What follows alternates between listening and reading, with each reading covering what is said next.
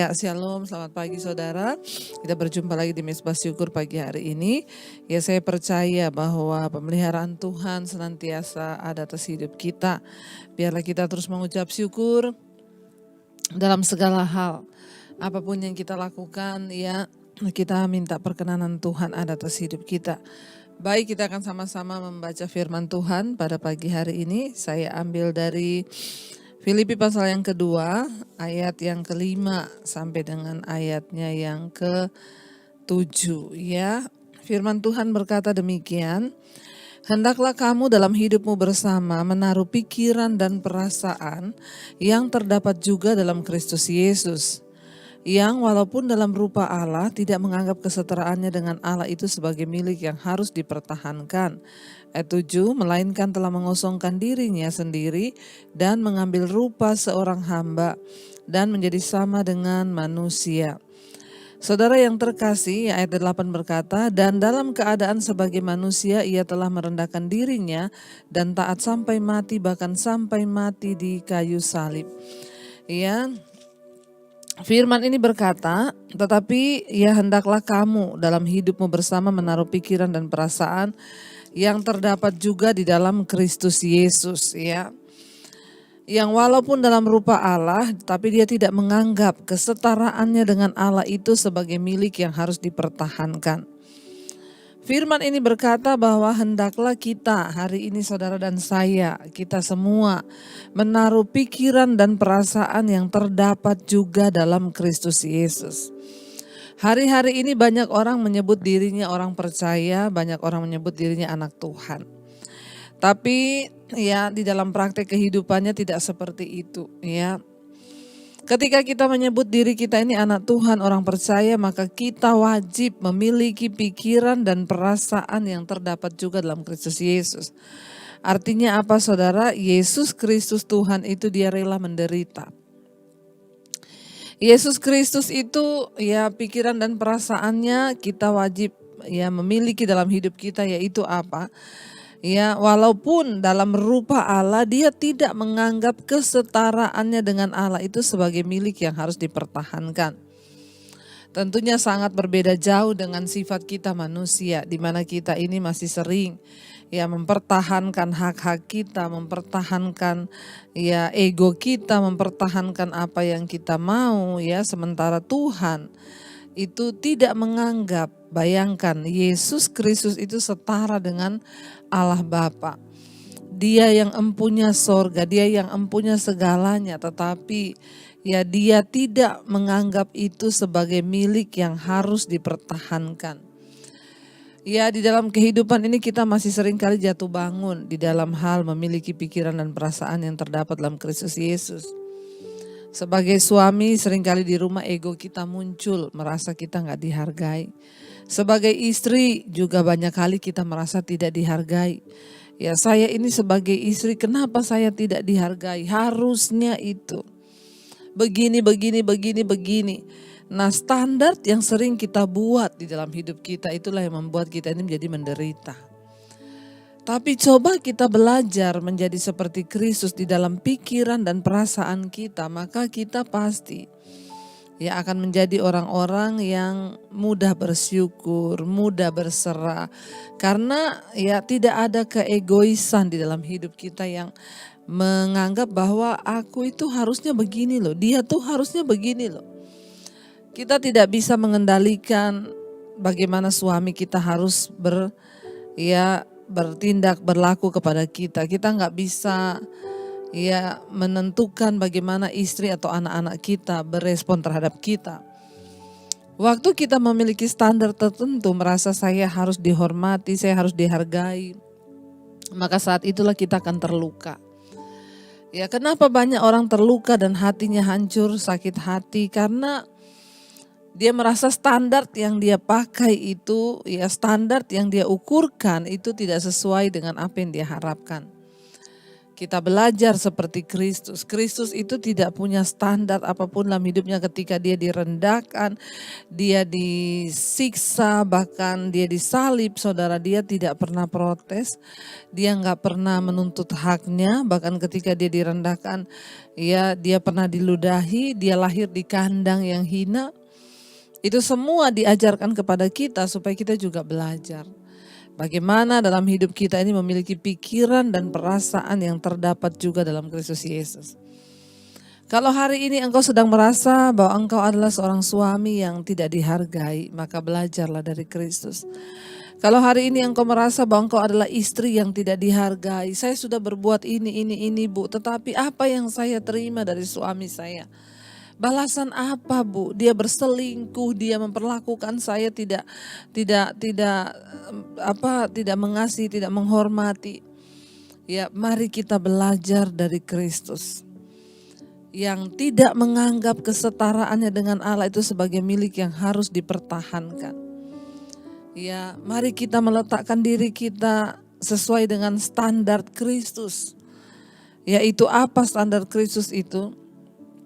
Ayat yang ke-7 berkata, melainkan dia telah mengosongkan dirinya sendiri dan mengambil rupa seorang hamba dan menjadi sama dengan manusia. Kita harus belajar mengosongkan diri dari segala keakuan, ego, ya dari segala rasa benar dalam diri kita. Kita harus mengosongkan diri dan meletakkan pikiran dan perasaan Kristus di dalam hati dan hidup kita. Barulah kita bisa mencapai perkenanan Tuhan. Seringkali tidak mudah. Masih ada ego, kita pengen dihargai dan diakui. Masih ada ego di mana kita merasa tidak bisa menerima keadaan yang kita alami hari-hari ini. Tapi ketika kita belajar dari Kristus, saudara, ya dia adalah Allah tetapi dia tidak menganggap kesetaraannya dengan Allah itu sebagai milik yang harus dia pertahankan. Ya, seringkali ketika kita membela ego kita, kesombongan, bahkan kejahatan dengan menyatakan hak-hak kita, saudara, kepada orang. Ya, maka ya dalam ujian ini ya kita tidak lulus ya. Tapi ketika kita belajar berserah, menyerahkan seluruh hak-hak kita pada Tuhan, ya maka saya percaya disitulah kita baru bisa merasakan apa yang dialami oleh Kristus. Bukankah kita dipanggil untuk menjadi serupa dan segambar dengan Dia? Mari kita terus belajar, saudara, untuk menyerahkan seluruh hidup kita ke dalam tangan Tuhan, agar kita ini boleh melihat ya Dia bekerja dalam hidup kita, Dia berkarya dalam hidup kita. Ya, dan ketika kita belajar mengosongkan diri, meletakkan diri kita ya dengan pikiran dan perasaan Kristus, ya maka di situ kita baru bisa melihat, saudara, ya bagaimana kita ini dipanggil menjadi serupa dan segambar dengan Dia. Karena goal dari panggilan kita di dalam Kristus itu adalah menjadi serupa dengan Kristus. Dan untuk menjadi serupa seperti Kristus ada proses yang hebat yang harus kita jalani. Dan lewat proses itulah kita diajar mematikan keakuan, mematikan keegoisan, mematikan semua kedagingan kita. Ayat yang ke-8 berkata, dan dalam keadaannya sebagai manusia, ia telah merendahkan dirinya dan taat sampai mati, bahkan sampai mati di kayu salib. Apa yang perlu kita tiru dari Kristus dalam pikiran dan perasaannya? Ketaatan. Dia taat sampai mati, bahkan sampai mati di kayu salib. Tidak mudah. Mungkin hari ini saudara sedang diizinkan Tuhan memikul salib. Mungkin hari ini engkau merasa ada sesuatu yang berat yang engkau sedang alami di hidupmu. Katakan, Tuhan, aku minta pikiran dan perasaanmu itu engkau taruh di dalam hati dan hidupku. Aku mau belajar mematikan diriku sendiri dan hidup bagi kehendakmu. Mungkin ketika aku merasa suamiku tidak melakukan seperti yang aku lakukan terhadap dia, malah sebaliknya. Dia melakukan sesuatu yang jahat, aku mau belajar melepaskan pengampunan. Mungkin istriku tidak menghormati aku mau belajar pengampunan. Mungkin anak-anak tidak menghormati aku mau belajar mengosongkan diri, mengambil rupa seorang hamba dan menjadi seperti Engkau di dalam kehidupanku, Tuhan. Bentuk kami seperti yang Engkau mau, dan kami percaya ketika kami sungguh-sungguh mau dibentuk Tuhan, mengosongkan diri kami, bahkan tidak mempertahankan apa yang kami anggap sebagai hak-hak kami, maka disitulah Tuhan Engkau akan memuliakan hidup kami. Karena janji firman-Mu itu ya dan amin. Karena itu kami mau merendahkan diri bawah kaki Tuhan hari ini. Mari kita renungkan firman ini, saudara. Terima kasih Bapa, kami rindu menjadi seperti Engkau dalam pikiran dan perasaan kami Tuhan. Tolong kami, mampukan kami ya Roh Kudus untuk sungguh-sungguh menjadi seperti Kristus. Ini hidup kami, ini kerinduan kami Tuhan. Mari katakan bersama saudara, pujian ini menjadi doa kita.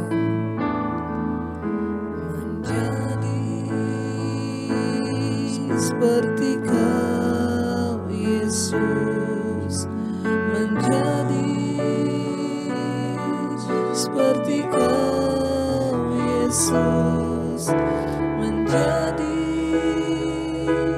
sempurna dalam seluruh hidup, menjadi seperti Kau, seperti Kau Yesus, menjadi seperti Kau Yesus, menjadi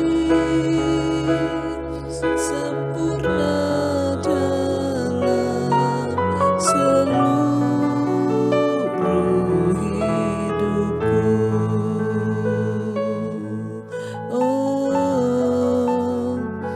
Kami rindu Kau sempurnakan hidup kami. Terima kasih